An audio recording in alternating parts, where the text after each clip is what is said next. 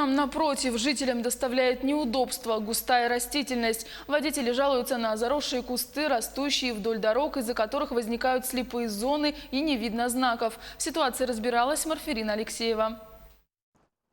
Необходимо ли состричь газоны у дорог? Мнения о данной процедуре у мирнинцев расходятся. Одни понимают, что это необходимость, другие переживают. Внешний вид города пострадает. Однако более 80% опрашиваемых водителей категорически против густой зелени вдоль дорог. Мешают, особенно кусты под ними. Не столько деревья. Обрубите кусты, оставьте стволы, и будет видно пешеходов, детей. Особенно ярую такую львиную долю поколения, которое воткнуло наушники. Мало того, что оно ничего не видит в солнцезащитных очках, так оно еще ничего не слышит. А страдают от этого водители. Даже выехать элементарно на какой-то перекресток, нужна жирафья шея, чтобы ты что-то там увидел.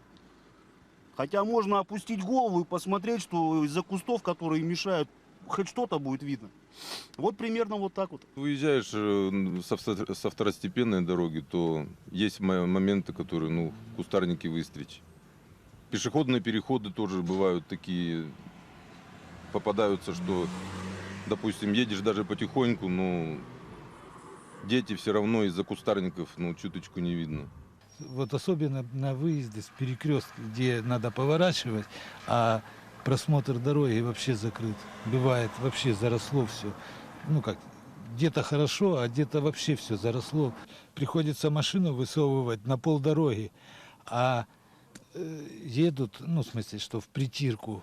За летний период инспекторами ГИБДД было выписано более 100 актов об устранении заросших кустов и других дорожных нарушений, выявленных вдоль дорог города Мирного. За невыполнение дорожных предписаний было оштрафовано 7 должностных лиц. По зеленым насаждениям в течение 2 дней организация должна принять меры.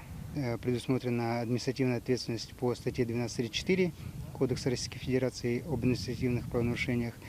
Это штраф для должностных лиц от 20 тысяч до 30 тысяч рублей и для юридических лиц от 200 до 300 тысяч рублей. За придорожные зоны на территории города отвечает Управление жилищных коммунальных услуг. Отдельно производится покос травы, потому что иногда трава вырастает по пояс, тоже мешает видимости.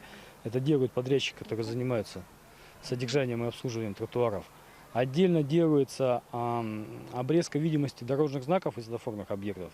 И отдельно, дополнительно, это те поросли и заросли, которые у нас возникают на газонах, и которые торчат на дорогу, закрывают перекрестки, видимость. Но это уже при наличии финансовых средств по отдельному договору или контракту происходит.